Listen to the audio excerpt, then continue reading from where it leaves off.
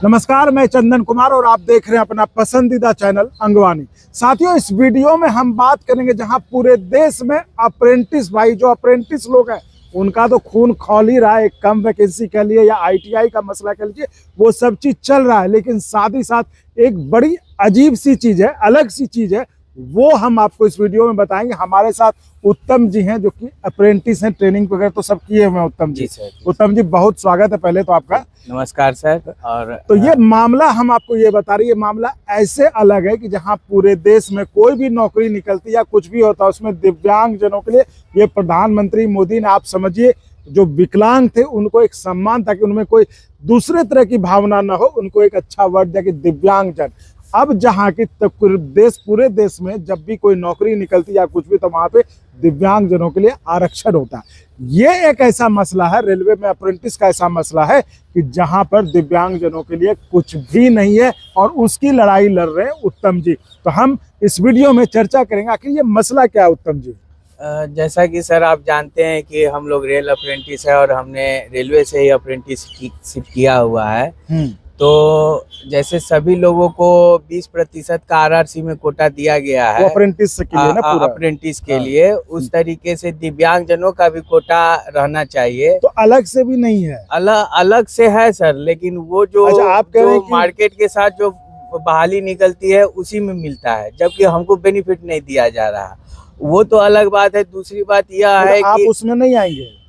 नहीं, उसमें मार्केट में ही सीटें दी जाती है। अच्छा, इसमें नहीं मिलती। मार्केट में नहीं दी जाती मतलब? जैसे हमारा विषय है कि जैसे सभी लोगों को चयनित किया जाता है। मान लीजिए रेलवे में निकला 200 पद के लिए, जी ठीक है, जी, अप्रेंटिस के लिए। जी सर, जी तो सर। 200 में 20% तो जो अप्रेंटिस की ट्रेनिंग के उनके लिए रिजर्व हो गया। हाँ। तो क्या आप 20% के बाहर दिव्यांग जनों के लिए है कि नहीं आरक्षण? नहीं सर, 20% के बाहर आरक्षण है। अच्छा, उसमें भी है और इसमें भी है, लेकिन उसमें कैटेगरी होती है। अच्छा, जैसे लोकोमोटिव डिसेबिलिटी है, हाँ, जो चलंत दिव्यांग है, जो अपने हाँ, मतलब ये क्या कहते हैं, पाँव या हाथ से जो रिलेटेड दिव्यांग है, जैसे पाँव से दिव्यांग है कोई, तो उसमें एक कैटेगरी आती है, एक बोथ लेग की और एक वन लेग की। तो उसमें सर यह है कि जो बोथ लेग वाले कैटेगरी है, ऐसे छात्रों को चयनित नहीं किया जाता है। अच्छा, उसको हाँ, क्या अनफिट माना जाता है? हाँ, उनकी कोई वैकेंसी ही नहीं दी जाती है, और जब वैकेंसी ही नहीं निकलेगी तो वह छात्र आवेदन कैसे करेगा?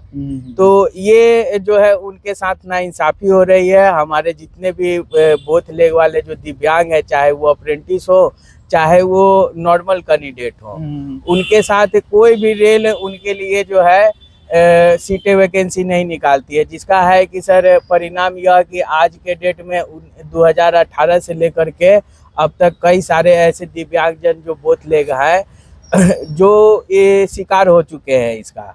और मैं यह कहना चाहता हूं सर कि सरकार कहती है कि सेफ्टी से रिलेटेड मामला है, इसलिए हम नहीं ले सकते हैं बोथ लेग वाले को। तो जब 100% ब्लाइंड को एलिजिबल किया गया है 5 पोस्टों पे, तो फिर ऐसे दिव्यांग जो बोथ लेग है लेकिन बिना किसी सहारे के, बिना व्हील चेयर का उपयोग किए हुए कार्यों को करने में सक्षम है, तो उनको क्यों नहीं लिया जाता? अच्छा, आप ये कह रहे हैं कि जब जो विजुअली चैलेंज है, जो मतलब जो आंख से लाचार हैं, उनको जब 5% या 5 पोस्टों पर जब उनको योग्य माना गया है, और जो कि जो डबल लेग यानी दोनों पैरों से वो मतलब मजबूर है, लाचार है, लेकिन वो बिना किसी व्हील चेयर के या फिर बिना इसके वो मूवमेंट कर सकते हैं, चल सकते हैं, तो उनको क्यों नहीं योग्य माना जा रहा है? यही आपका? जी, यही मान्य है, यही हमारा मानना है, मांग है। और हम आपके चैनल से सरकार से भी या रेल प्रशासन से भी यह बात कहना चाहते हैं कि हमारे साथ अन्याय न करे। जिस तरह से अन्य अप्रेंटिसों ने ट्रेनिंग किया है और प्रशिक्षण प्राप्त किया है, उनको मौका मिलता है, तो ऐसे लोगों को भी भर्ती में मौका दें। आखिर वो कहाँ जाएंगे? आखिर उन्होंने भी तो अप्रेंटिसशिप इसी के लिए किया है कि कल होके जिस तरीके सभी लोगों को सम्मानजनक कम से कम अवसर मिलता है, उनको भी तो अवसर मिलना चाहिए। लेकिन 2018 हो या 2019 हो, दोनों भर्तियों में दिव्यांगजनों को, ऐसे दिव्यांगजनों को चयनित नहीं किया गया है। हमारे साथ कई सारे ऐसे छात्र हैं जो अप्रेंटिस कर करके कंप्लीट किए, 2019 की परीक्षा में पास भी किए, लेकिन जब वो मेडिकल कराने गए तो उनको यह कह करके निकाल दिया गया रेल प्रशासन के द्वारा कि आपके लिए कोई वैकेंसी नहीं आई हुई है, इसलिए हम आपको चयनित नहीं कर सकते। तो बताइए सर, आखिर डबल स्किल कर करके वो दो ट्रेनिंग कंप्लीट करके, ITI करके, फिर अप्रेंटिसशिप करके, आखिर वो दिव्यांग क्या भीख मांगेगा? तो ये मतलब एक तो सवाल है ना उत्तम जी की, मतलब मुझे भी ऐसा लग रहा है कि मान लीजिए अगर वो एलिजिबल नहीं तो उनको ट्रेनिंग क्यों करा रहे हैं? हाँ, यही बात तो हम सरकार से कहना चाहते हैं कि यदि आपके पास जॉब देने का प्राथमिकता नहीं है तो ऐसे लोगों का भविष्य मत बर्बाद करिए। अगर नौकरी में आपको रेलवे को ये लगता है कि जो इस तरह के कैटेगरी के लोग हैं, देखिए इनका कहना साफ है कि अगर जो विजुअली चैलेंज मतलब कि जो आंख से लाचार हैं, जिनको कि नहीं मतलब दृष्टि दोष है, उनके लिए अगर 5 पद हो सकता है तो वो 2 पैर से जो डिजेबल हैं, डिजेबल इसका मतलब नहीं कि पैर सब कुछ नहीं कर सकते, वो सब कुछ करते हैं, बिना व्हील चेयर के वो मूवमेंट करते हैं, लेकिन उसमें 1% जो होता है उसमें वो अपंगता होती है, तो उनको क्यों नहीं दे सकते? और दूसरी बात, अगर रेलवे ये मानती है कि ऐसे लोग की नौकरी नहीं दी जा सकती, फिर ट्रेनिंग क्यों कराते? जी, इसको लेकर आपकी कहीं बातचीत हुई, कहीं आपने मांग रखा, कुछ किया, इस पे क्या हुआ? हमने बात किया है, माननीय शिव गोपाल मिश्रा जी से भी हमने बात किया है, उन्होंने संज्ञान में लिया है हमारे मामले को, और उन्होंने आश्वासन दिया है कि इस मसले पर वो जो है अपने अधिकारियों से, रेल प्रशासन से इस मसले पर बात करेंगे कि जो लोग प्रशिक्षण प्राप्त किए हुए हैं इनके लिए कोई रास्ता निकाला जाए, इनके लिए भी जो है भर्ती में प्रावधान दिया जाए, ताकि ये लोग भी आगे चल के अपना सम्मानजनक जीवन जी सकते हैं। हमने बात की है, और हमने माननीय जो है CCPD, जो चीफ डिसेबिलिटी ऑफ कमिश्नर का जो एक दिव्यांगजनों का जो प्लेटफॉर्म है अपना शिकायत दर्ज करने का, तो रेल प्रशासन के खिलाफ हमने वहाँ भी मामला दर्ज कराया है, CCPD में भी, और वहाँ से भी हम कार्रवाई कर रहे हैं। जो लीगल तरीके से जो भी है कदम उठाना होगा वह हम लोग उठाएंगे। हम अपने हक और अधिकार को पाने के लिए हम लोग कहीं भी जाने के लिए तैयार हैं। तो CCPD में जो आपने जो भी मैकेनिज्म है जहाँ पे आपने मामला दर्ज कराया, तो वहाँ पे क्या स्थिति है आपके केस की? वहाँ पर सर रेल प्रशासन को नोटिस भेजी गई है रेलवे बोर्ड सेक्रेटरी को, और हमारे जो कंप्लेनर है वो आशीष मानवर हैं। उन्होंने 2019 में महाराष्ट्र के वो रहने वाले हैं, और रायपुर छत्तीसगढ़ से उन्होंने अप्रेंटिस की हुई है। वो 50-55% दिव्यांग है दोनों पाँव से, परंतु वो मूवमेंट में है, ऐसा नहीं है कि व्हीलचेयर या किसी बैसाखी का उपयोग करते हैं। तो ऐसे लोगों के जब प्रशिक्षण प्राप्त कर चुके हैं वो लोग, तो उनको भी तो स्थान देना सुनिश्चित करना जरूरी है ना। सरकार के लिए कोई ना कोई तो जगह प्रावधान बनाना होगा। तो इस मामले में हमने CCPD को भी कहा है, और CCPD ने भी संज्ञान लिया है, और रेलवे प्रशासन को भी नोटिस भेजा है। आगे जो कार्रवाई होगी हम कोर्ट के माध्यम से, CCPD के भी माध्यम से, और माननीय शिव गोपाल मिश्रा जी से भी हम लोग निवेदन कर रहे हैं कि वो भी अपना प्रशासनिक तौर पर अपनी इस मैटर को संज्ञान में ले और बातचीत करे, और जो हम लोग का जो मसला है उस पर कम से कम दिव्यांगजनों को सम्मानजनक एक न्याय का रास्ता दिलाएं, ताकि हम लोग भी रोजी रोटी के लिए ही अप्रेंटिसशिप करने के लिए चले थे। अपने घरों से बहुत दूर गए हैं हम खुद जो है बिहार से लगभग 2300 किलोमीटर जाकर के कर्नाटक के मैसूर शहर में जाकर के और कम पैसे में सर्वाइव करना, हम अपने दुख की दास्तान आज आपके चैनल के माध्यम से बताना चाहते हैं कि एक वक्त का ही खाना खाकर हमने अप्रेंटिसशिप की है। अपना पांव घसीट करके हमने भी रेलवे से प्रशिक्षण प्राप्त किया है, ताकि हम भी अपने उज्जवल भविष्य को बना सके, अपने बाल बच्चों को पढ़ा सके। परंतु आज ऐसी स्थिति आ गई है कि देखिए हम कहीं के लायक नहीं हैं, हमें रोड पर ला करके छोड़ दिया गया है। सरकार तो नाम बदलने के लिए कह दिया है कि विकलांग को दिव्यांग कर दिया गया है। तो सरकार से भी हम यह कहना चाहते हैं कि सिर्फ नाम बदलने से नहीं होगा, हमको हक और अधिकार भी देना पड़ेगा।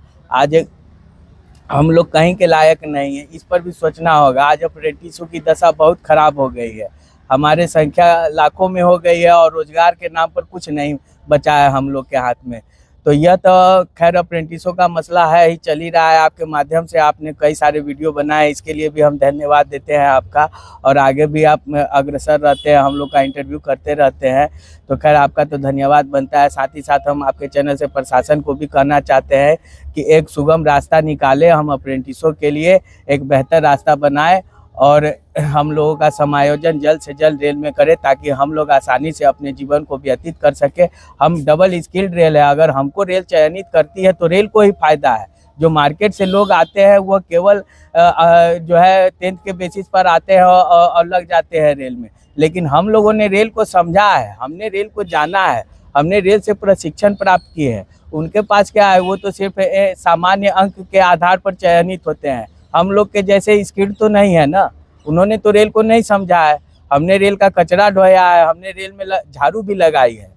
हमें आपके चैनल के माध्यम से बताते हुए कतई से शर्मिंदगी महसूस नहीं हो रही कि हमने कौन कौन सा काम किया है। इसलिए किया है ताकि हम कल रेल में समायोजित हो सके, इसलिए नहीं कि हम रोड पर धक्के खाते रहे सर। तो देखिए, ये हम भी नहीं इनको रोके, क्योंकि जिस तरह से अपनी भावना व्यक्त कर रहे थे कि हमने रेल के लिए काम किया, रेल का कचरा ढोया है, इस उम्मीद में एक दिन हम भी रेल कर्मचारी बनेंगे। तो आपको देखिए, ये अप्रेंटिस का मसला जो है सो है, लेकिन इनका केस बिल्कुल अलग है, एक दूसरे तरह का।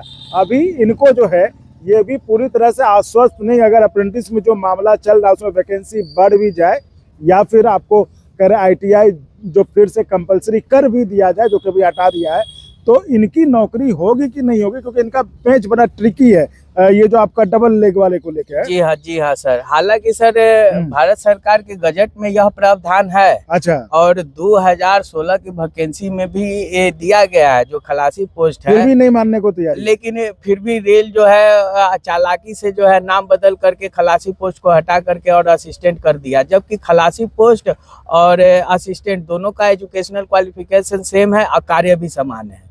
तो इसके आधार पर जो खलासी पोस्ट पर एलिजिबल थे कैंडिडेट, उसको इस पोस्ट पर भी एलिजिबल किया जाए। और हम तो कहते हैं अगर एलिजिबल नहीं करते तो ऐसे छात्रों का भविष्य बर्बाद न करे सरकार, उनको अप्रेंटिस न कराए, उनके हक अधिकार को नहीं छीने।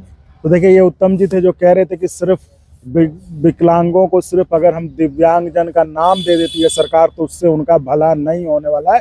उनके लिए जो नियम है, जो सरकारी नियम कानून का जो पेच होता है, उसको उनके लिए सुलभ बनाने की ज़रूरत है। जैसा कि इनके केस में, हालांकि अपना केस मजबूती के साथ जो है लड़ रहे हैं, इनको उम्मीद भी है कि इनको एक दिन विजय मिलेगी और इनको जो एक दिन वो रेल कर्मी बनने का, जो भारतीय रेल का जो है वो कर्मचारी बनने का इनका सपना पूरा होगा। लेकिन फिलहाल जंग तो लड़ ही रहे हैं। तो हम उम्मीद करते हैं कि जो रेल मंत्री हैं, जो सरकारी कर्मचारी हैं, प्रधानमंत्री जी के बारे में उन्होंने कहा कि प्रधानमंत्री जी इनके बारे में इनको सुनेंगे कि आखिर सिर्फ दिव्यांग नहीं, दिव्यांगों के लिए जो नियम है उसको भी सुलभ करने की जरूरत है। तो उत्तम जी, बहुत बहुत धन्यवाद। हम उम्मीद करते हैं कि आपको जल्दी न्याय मिले। और साथियों, आप इसी तरह चैनल को लाइक, शेयर, सब्सक्राइब करते रहिए और संभव हो तो ज्वाइन भी करिएगा, जिससे हमें आपके लिए और ऐसे ही जो लोगों से जुड़े मुद्दे हैं, मसले हैं, उनको उठाने में मदद मिलती रहे। बहुत बहुत धन्यवाद। और अगर आपको अच्छा लगा तो एक बार और आपको मैं कहना चाहूँगा कि आप इसको प्लीज़ सब्सक्राइब और शेयर करते रहें ताकि हमारा भी मनोबल और सपोर्ट बना रहे।